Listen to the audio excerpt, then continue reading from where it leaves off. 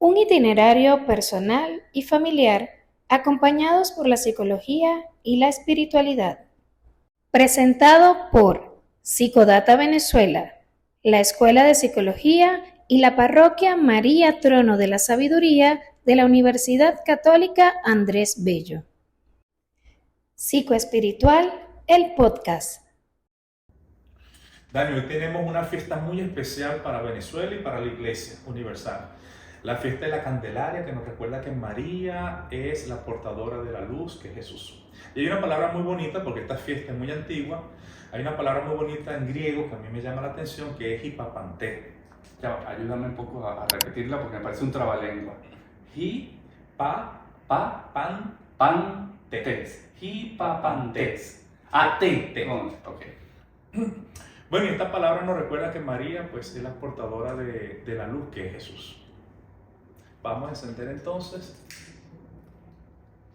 esta luz que nos recuerda a Jesús. Aníbal, pero te buscaste un velón bien grande para el día de la Candelaria, ¿no? Sí, para recordarnos que María... ¿Sí? ¿Para qué? Que María porta la luz más grande que ha podido tener la humanidad. Ok. Bueno, es simplemente recordar. Busquemos nuestra vela. No necesariamente tiene que ser la de 2 colores que utilizamos el día de la Candelaria. Busca la vela o el velón que tienes en tu casa. Vamos a ponerlo allí. Vamos a encenderlo recordando que tiene 2 grandes significados y que en el día de hoy se los renovamos. Cultivar la fe en el Dios de la vida, la fe en nosotros mismos, la fe en nuestro país, la fe en nuestra familia. Y el segundo gran significado, la perseverancia, que no sea la impulsividad la que tenga la última palabra. Vamos entonces a hacer esta lectura para poder disfrutar de este sabroso podcast. Evangelio según San Lucas, capítulo 2, versículos del 22 al 40. Y cuando llegó el día de su purificación, de acuerdo con la ley de Moisés, lo llevaron a Jerusalén para presentárselo al Señor, como manda la ley del Señor. Todo primogénito varón será consagrado al Señor. Además, ofrecieron el sacrificio que manda la ley del Señor, un par de tórtolas o 2 pichones. Había en Jerusalén un hombre llamado Simeón, hombre honrado y piadoso, que esperaba la liberación de Israel y se guiaba por el Espíritu Santo. Le había comunicado el Espíritu Santo que no moriría sin antes haber visto al Mesías del Señor. Conducido por el mismo Espíritu Santo, se dirigió al templo. Cuando los padres introducían al niño Jesús para cumplir con él lo mandado en la ley, Simeón lo tomó en brazos y bendijo a Dios diciendo: Ahora, Señor, según tu palabra, puedes dejar a tu siervo morir en paz, porque mis ojos han visto a tu salvación, que has dispuesto ante todos los pueblos, como luz para iluminar a las naciones y como gloria de tu pueblo Israel. José y María estaban admirados de lo que decía acerca del niño. Simeón los bendijo y dijo a María, la madre: Mira, este niño está colocado de modo que todos en Israel o caigan o se levanten. Será signo de contradicción y así se manifestarán claramente los pensamientos de todos. En cuanto a ti, una espada te atravesará el corazón. Estaba allí la profetisa Ana, hija de Fanuel, de la tribu de Aser. Era de edad avanzada, casada en su juventud, había vivido con su marido 7 años.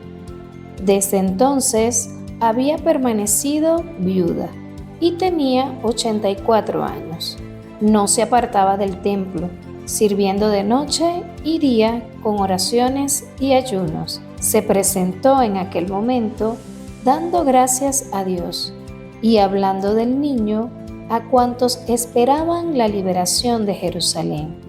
Cumplidos todos los preceptos de la ley del Señor, se volvieron a Galilea, a su ciudad de Nazaret. El niño crecía y se fortalecía, llenándose de sabiduría, y el favor de Dios lo acompañaba. Palabra del Señor. Aníbal, hoy nos has dicho lo de Hipapante, ¿no? Que es un día de la Candelaria, es día de la presentación del niño, es día de la purificación. Dinos en qué consiste esta fiesta. Bueno, esta fiesta ha tenido varias interpretaciones. Por un lado, algunos la han visto como la fiesta de la presentación de Jesús, pero sobre todo la fiesta de la purificación de María, en la cual pues llegan al templo según los textos evangélicos, y allí pues se da ese encuentro con aquellos dos ancianos.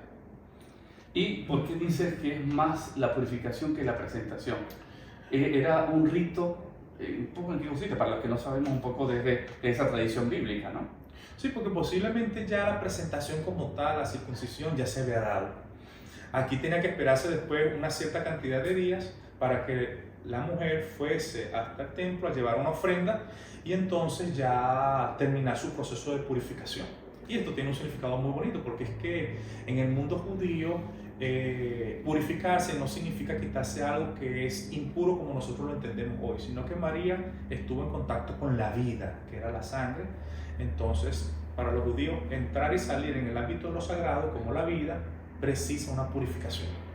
Este episodio va a ser distinto de lo que ya venimos acostumbrados. Siempre trabajamos una frase donde tú no les explicas, Aníbal. Hoy vamos a centrarnos más bien en los personajes. Y por eso lo que nos va a permitir desarrollar el tema del encuentro, Hipapante. Vamos entonces a trabajar en primer lugar a Simeón y a Ana, figuras clave que son los que reciben a José, a María y al niño en el templo. Cuéntanos quiénes son ellos. Mira, Dani, lo primero es que fíjate que a Jesús no lo reciben los sumos sacerdotes, los levitas, sino dos ancianos de fe sencilla pero muy profunda. Por un lado tenemos a Simeón, cuyo nombre significa ha escuchado, o algunos lo traducen como Dios escucha. Y efectivamente es un hombre que se ha dedicado a escuchar para mantener la esperanza, escuchando a Dios. Era un hombre que tenía una espera, la espera era la liberación del pueblo, lo cual significa que posiblemente, simbólicamente o realmente, era un pueblo que no estaba libre. Y desde muy joven ha esperado esto, y ahora es que se está dando, pero ha mantenido la esperanza porque ha escuchado, ha sabido ver a Dios en lo cotidiano de la vida. Ese es Simeón. ¿Y Ana? Con respecto a Ana, esta es una mujer que tiene una vida tal vez un poco, entre comillas, difícil, porque su esposo ha muerto, es una mujer viuda. Eso significaba mucho en el tiempo de Jesús. Una mujer que era viuda y no tener hijos, no se menciona que tiene hijos, es como quedar en una situación desfavorable. Entonces, quien llega ahí es una mujer que tiene una vida con sus dificultades. Y sin embargo, Ana, que significa favor de Dios, don de Dios, gracia, llega como la mujer profeta. Una cosa que era es muy llamativo para la época. Incluso aparece el tema, la profetisa. La profetisa. Sí, sería bueno un poco que podamos distinguir, porque bueno, actualmente eso, a veces a lo mejor no entendemos bien, procesamos bien, como sería en el tiempo de Jesús, lo que sería una profetisa. ¿Es lo mismo una profetisa que una pitonisa? No, tiene sus matices. La pitonisa en el ámbito griego intenta interpretar algo que se predice con respecto al futuro. La profetisa hace una lectura profunda de la realidad, de lo que está ocurriendo, de lo que está pasando, desde la perspectiva de Dios. Y a partir de allí, descubriendo la voluntad de Dios, el profeta dice, mire, si caminamos por un lado nos va a ir bien, hacemos la voluntad de Dios. Si caminamos por el otro, pero decisión siempre nuestra, no nos va a ir del todo bien. Entonces la profetisa más bien hace una lectura desde lo más profundo de la realidad, pero con los ojos de Dios. La otra intenta adivinar el futuro. Aquí no adivina el futuro. ¿Y qué supone en estos tiempos, Aníbal, el ser profeta también? ¿Qué significa poder ver con los ojos de Dios cuando a veces estamos tan angustiados, cuando las condiciones en las cuales vivimos a veces son tan duras, cuando el tener que seguir caminando cuesta muchísimo por todas las adversidades que estamos viviendo, ¿no? ¿Qué supone de esa lectura bíblica eso, el poder ver con esos ojos de Dios, esos ojos de Ana, esos ojos de Simeón, esos ojos de Simón donde dice el que escucha? Y Ana, el que siempre que la vida es un regalo, un don de Dios, ¿no? Sí. Bueno, esto supone para una persona hoy tener una profunda familiaridad con Dios, que supone también tiempo de meditación. Tomarnos un tiempo para nosotros preguntarnos cuál es el paso de Dios por mi vida hoy y cómo yo hago lectura de lo que está ocurriendo en mi vida. Son dos personajes que han vivido mucho, pero han sabido vivirlo porque han estado constantemente haciendo lectura desde la perspectiva de Dios. Y una de las cosas que me gusta de esta lectura, creo que nos lleva y nos abre un mundo. No hay que tener mucha edad para poder también tener el recorrido que le tocó vivir a Simeón y a Ana, ¿no? En el fondo es un símbolo también de la historia de cada uno de nosotros, esas historias de bendiciones, pero también historias de dolor, historias donde las expectativas no se nos cumplen, donde hay muchos fracasos, donde hay muchas bendiciones, ¿no? Y si hay algo que me encanta profundamente de Simeón, es el hombre que hace honor a su nombre, el que es capaz de escuchar. Y el que escucha es el que siempre está pendiente de dejarse sorprender. Entonces por eso Simeón es el que capta que tiene al Hijo de Dios, ¿sí? Además, y lo capta porque viene esperando, espera algo especial, ¿sí? Y además entonces espera, capta, ¿sí? Ve que tiene delante y además se sorprende. No es el tipo, bueno, es que siempre se ha hecho así, bueno, es que yo siempre tengo este tipo de cosas, es más de lo mismo, ¿no? Entonces comienza uno a comparar con lo que vivió antes. No, es el que se sorprende del aquí y el ahora, en medio de todo lo que estamos viviendo. Pero además de sorprenderse, algo que hemos venido insistiendo a lo largo de estos episodios es de tener siempre un corazón profundamente agradecido. Y Simeón hace que mira para atrás, también desde el presente, diciendo, Señor, ya entiendo, te doy gracias porque me has permitido esto y esto. Y es la misma también experiencia de la profetisa, de Ana, ¿no? En donde, bueno, eso, con toda la experiencia que ha tenido, ¿sí? La vida no le ha puesto callo para dejarse sorprender, sino que, bueno, que es la invitación, como lo hemos insistido en otro momento, esa capacidad para poder diferenciar eso del dolor de la bendición, que nos permite siempre dejarnos sorprender.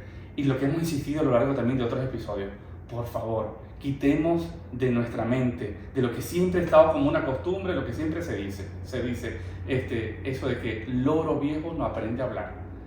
Cuando decimos eso, por favor, contratemos la funeraria, como lo he insistido en otro momento, porque no hay nada que hacer. No cerramos la puerta al espíritu. Y esa es precisamente la gran lección de Simeón y de Ana, en donde, bueno, el siempre dejarme sorprender, y ese nombre, el que siempre escucha, y que escucha porque siempre está la bendición. Y aquí podemos seguir hablando. Yo creo que eso supone una experiencia muy, muy buena. Pero además de Simeón y de Ana, tenemos a María y a José. María es la que se van presentando. Entonces ya no son los viejos, sino que son también los jóvenes, que ante la bendición de Dios son los que se presentan. Danos las características de esta persona y además lo que eso supone. Porque además hay una frase que es muy dura en María. María es la que es llamada, la que le dan, es el Hijo de Dios, el que va a tener, y además pasó por el pesebre, pasó por diferentes vías, y además entonces viene Simón y te dice, una espada atravesará tu corazón. Pero darnos entonces esas características de estas personas que, bueno, que se van al templo, que van a lo que supone la experiencia profunda de ese encuentro con Dios. Sí. Bueno, José y María, los dos cumplen lo que se pide según la ley. Pero es muy significativo aquí que esa espada que traspasa a María también traspasa a José. Ya vimos en diciembre cómo José ha tenido que rehacer todo su proyecto para acoger al Hijo de Dios, que no es su hijo biológicamente. Y él hace todo su proyecto, tiene que rehacerlo para acoger ese don que Dios le da. Y eso nos ocurre a nosotros, a veces tenemos que rehacer nuestro proyecto. A María una espada le atravesará el corazón y se puede ver cómo María acompaña a Jesús en los distintos momentos, cuando el niño está en el templo, cuando Jesús está frente a la cruz. Lo más significativo de María es que con esta predicción, aún así, ella no se queda de brazos cruzados, sino que María acompaña a Jesús en toda su vida, en los altos y en los bajos, y después termina con ese triunfo cristiano que es experimentar también la resurrección y la llegada del Espíritu Santo. Entonces ahí tenemos una pareja de jóvenes que se les predice algo que no será tan fácil, pero continúan con la ilusión de seguir luchando por ese... Y son los que se arriesgan. Y son que al final el tema de lo que supone el tema de arriesgarnos, ¿no? En un José, que yo me imagino un poco si nos metemos en ese día, un José que, bueno, que está presentando no al hijo de sus entrañas, sino es el hijo del Espíritu, ¿no? Entonces me imagino que, bueno, que vivirá esa contradicción en el fondo bendecido por Dios, porque permite estar allí. Pero tampoco no es de Él, ¿no? Entonces, bueno, pero sin embargo diciendo, mira, Señor, te lo ofrezco, es tuyo. Pero además lo que supone abrir esa puerta para que hoy sigamos celebrando ese gran acontecimiento. Entonces, todo lo que supone que a veces las expectativas cuando no se nos cumplen, cuando abrimos otra puerta y seguimos caminando, de verdad, como el bien y la bendición que no solamente genera para nosotros, sino que genera para los demás. Y ese tema también de la espada que atravesará tu corazón, yo creo que para nosotros nos lleve siempre a contemplar en nuestro desarrollo espiritual de que estar con Dios no es sinónimo de que todo va a salir perfecto.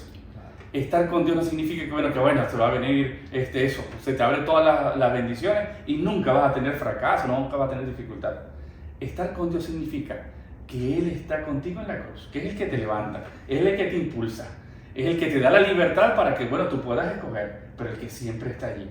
Entonces, que eso sea signo de que sintamos que Dios nos bendice con nuestras heridas, con nuestras cruces y con todo lo que tenemos por delante. La figura central de este encuentro, Jesús, el que es presentado, el que es signo de contradicción, el que precisamente celebramos la Candelaria porque Simón dice que será luz para alumbrar a las naciones, ¿sí? Es el que al final también es el que crece en sabiduría, el que también el que está lleno de gracia. Danos un poco lo que supone ese centro, porque es el centro de Simeón, de Ana, de José y de María, ¿no? Al final, y es el centro de nuestra vida y por eso es el sentido de estos podcasts. Sí, Jesús es signo de contradicción porque realmente rompe con todas las expectativas. No es el judío que se va a casar, sino que es el judío que emprende un proyecto diferente.